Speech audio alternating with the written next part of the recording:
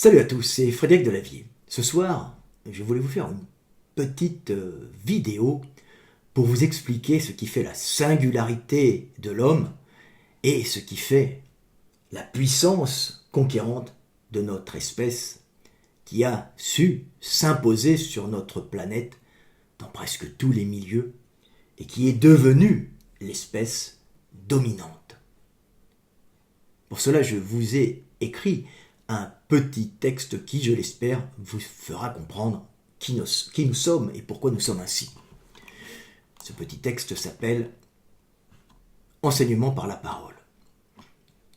Depuis que l'homme possède un langage complexe, maîtrisant les notions de temps et qu'il possède l'interface sonore que sont les mots, permettant de réduire en son toutes les données sensorielles et émotionnelles qu'il perçoit, l'homme peut raconter des histoires.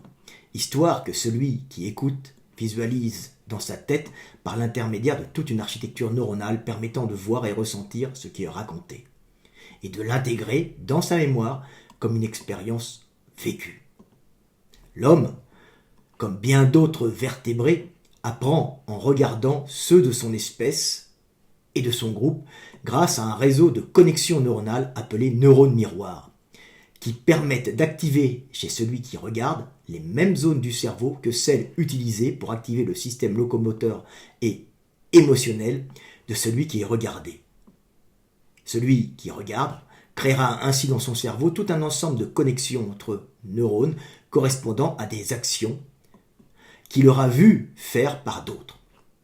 Ces connexions entre neurones pourront être stimulées par la suite pour entraîner chez lui par automatisme les mêmes actions qu'il aura vu faire par un autre. Tout ce système de mimétisme fait partie de ce que l'on nomme l'éducation.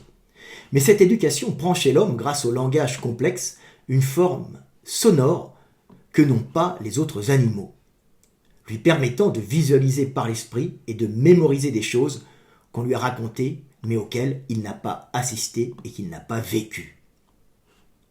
Ce langage qui fait l'homme a permis à l'humanité tout entière d'économiser énormément d'énergie dans la transmission d'informations éducatives, permettant aux hommes de mieux vivre et de conquérir le monde.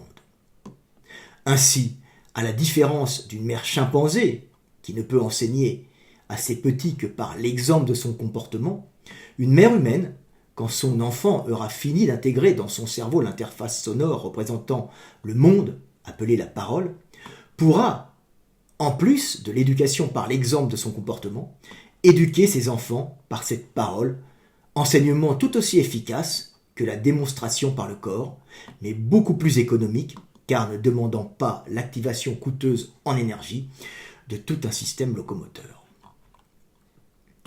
Cet enseignement verbal humain est d'autant plus économique qu'un enseignement verbal d'un seul individu peut être écouté, visualisé et mémorisé par une quantité variable d'individus allant de quelques dizaines d'étudiants, comme dans les salles d'enseignement des établissements scolaires du monde entier, à plusieurs millions d'individus quand la technologie humaine permet la diffusion de l'enseignement verbal par des médias télévisés ou radiodiffusés ou par les réseaux d'Internet. L'homme a donc évolué et s'est structuré spirituellement pour apprendre et mémoriser par la visualisation de ce qu'on lui raconte.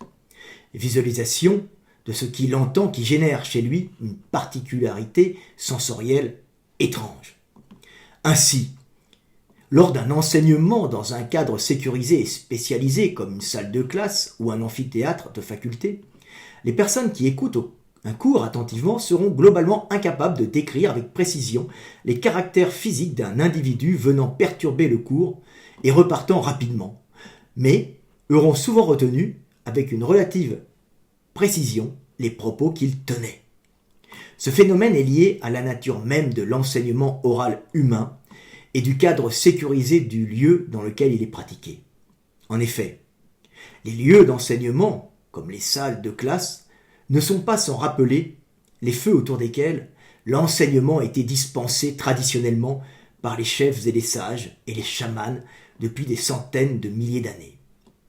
Cet enseignement, dans un lieu ressenti par l'individu comme sécurisé, comme sécuriser le feu en éloignant les prédateurs, met en stand-by le système de veille qui lui permet en temps normal de réagir rapidement à la survenue d'un danger. Cette mise au repos partielle du système de surveillance du milieu permet à l'individu qui écoute un enseignement dans un lieu sécurisé de focaliser toute son attention sur la voix de celui qui enseigne et ainsi de mieux visualiser et intégrer ce qu'il écoute. C'est pour cette raison que la venue d'un individu perturbateur dans un lieu d'enseignement laissera peu de souvenirs visuels aux auditeurs, leur cerveau ne pouvant en même temps visualiser avec précision le milieu qui les entoure tout en visualisant par l'esprit l'information transmise par la voix de l'enseignant. Voilà, pour vous expliquer que l'homme, c'est le verbe, l'homme, c'est la parole. Nos sages, nos prophètes, qui étaient des sages en réalité, le savaient, puisqu'on le trouve dans la Bible. Au commencement était le verbe, au commencement était la parole, ce qui fait l'homme, et sa puissance de conquête, et sa singularité, c'est le verbe et non l'outil, car de nombreuses espèces en font, ni le fait d'être carnivore, en partie d'avoir accès à des acides gras essentiels, autrement les lions et les tigres seraient déjà allés sur la Lune. Non, ce qui fait l'homme, sa particularité, c'est ce langage humain avec des notions de temps qu'il est le seul à posséder avec l'éléphant. Mais celui-ci, là, d'une façon un peu plus brute et moins complexe.